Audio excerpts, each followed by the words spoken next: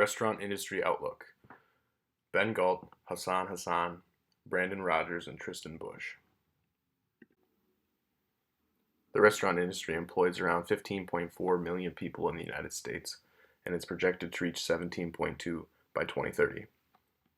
It's a $2.5 trillion industry, and restaurants employ more minority managers than any other industry.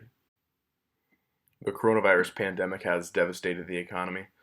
There are a total of 33.5 million people who have lost their jobs since March 2020, and dine-in restaurants have been hit especially hard by the pandemic as government shutdown orders have closed doors for months. Even when allowed to open up, many states will only let restaurants open at 30 to 50% capacity, making it hard to turn a profit.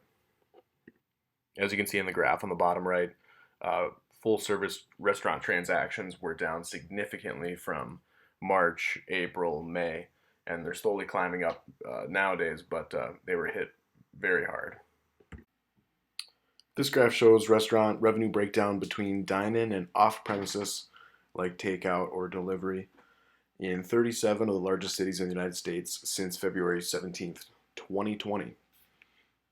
And if you look closely, you can see that in March, there was the significant drop in dine-in customers and an increase in off-premises customers. The COVID-19 pandemic has changed the way a lot of businesses operate, and the restaurant industry is a great example of this. Online ordering has been on the rise in recent years, and the mandatory shutdown of sit-down dining helped them generate a lot of revenue. According to the National Restaurant Association, 3 in 5 U.S. consumers order takeout or delivery at least once a week, and with an active pandemic, we can only assume that those that are ordering delivery are ordering more frequently. One statistic to support this is that 33% of consumers are getting more takeout now than before the shutdown. All of this contributes to a mass increase in revenue for these companies, reportedly approaching $26.5 billion in revenue by the end of 2020. Here we have a couple more statistics showing how this industry is developing. The first being that 61% of employed adults who say they are more likely to pick up takeout food for dinner on the way home from work than they were 2 years ago. Also, restaurants are turning to food delivery apps like DoorDash and Uber Eats to keep continuing to serve their customers.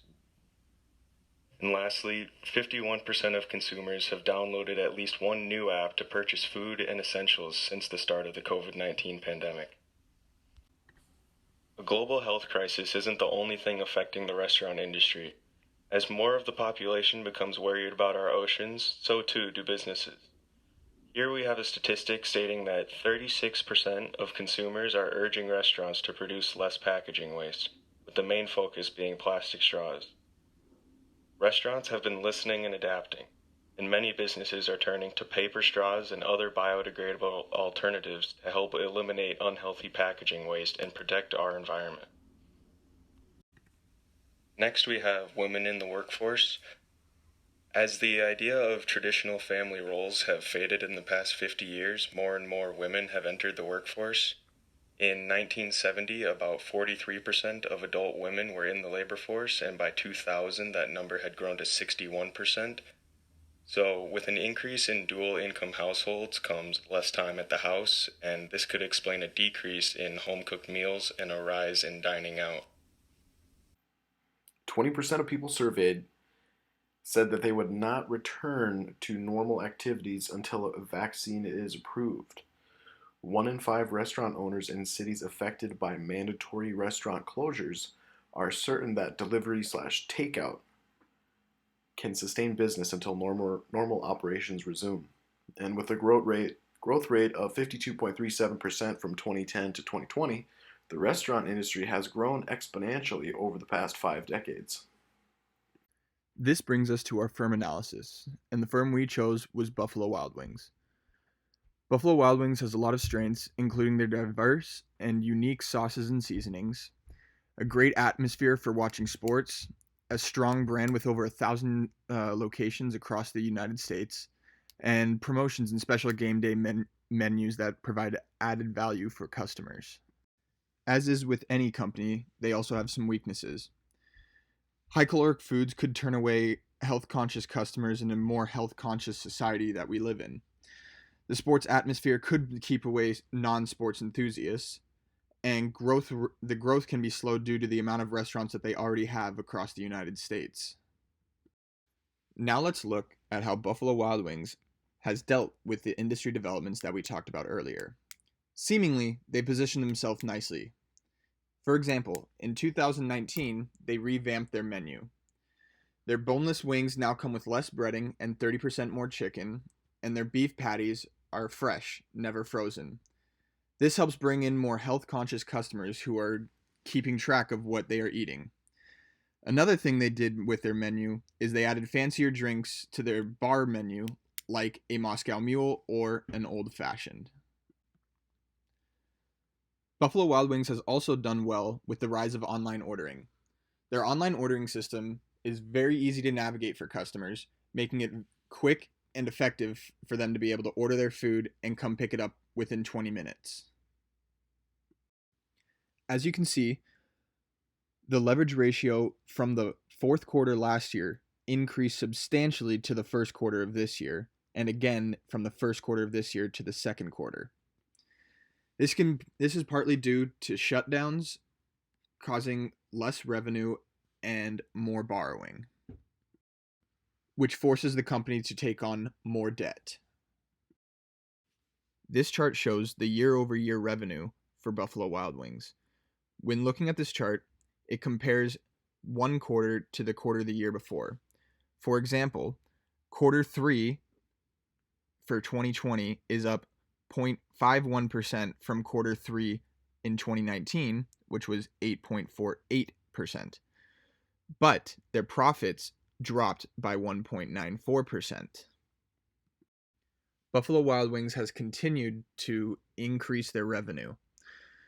Part of this can be due to the borrowing and taking on more debt and increasing their leverage ratio that we learned about in the last slide. For example, in quarter 2, Buffalo Wild Wings saw a 6.5% decline in revenue and from quarter 1 of this year, and saw another 0.66% decline in quarter 3 from quarter 2. This chart shows Buffalo Wild Wings gross margins. Now, gross margin is net sales minus cost of goods sold.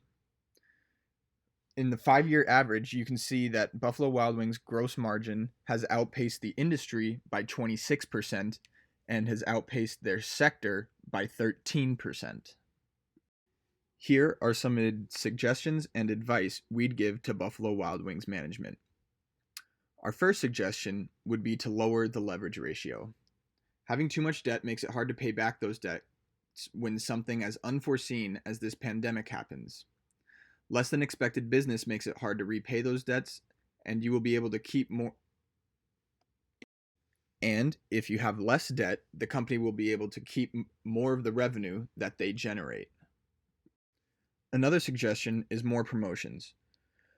Customers love promotions, and Buffalo Wild Wings already has a good amount of promotions, such as their buy one, get one free Boneless Thursdays. But promotions like these would help Buffalo Wild Wings bring in new customers as well as retaining their old ones. Promotions tend to make customers want to buy more than what they actually need, because if you think something's half off, you're going to want to buy it. And even with it being half off, Buffalo Wild Wings will still be able to generate a good profit margin. Our last suggestion is to increase advertising for takeout and delivery options. This will help them be able to still operate in states which are largely shut down and encourages customers to make purchases without potentially crowding the restaurant. Even before the pandemic, there was a rise in online ordering. So doing this will help them during the pandemic and in the long run, with online ordering continuing to rise. And here are our sources.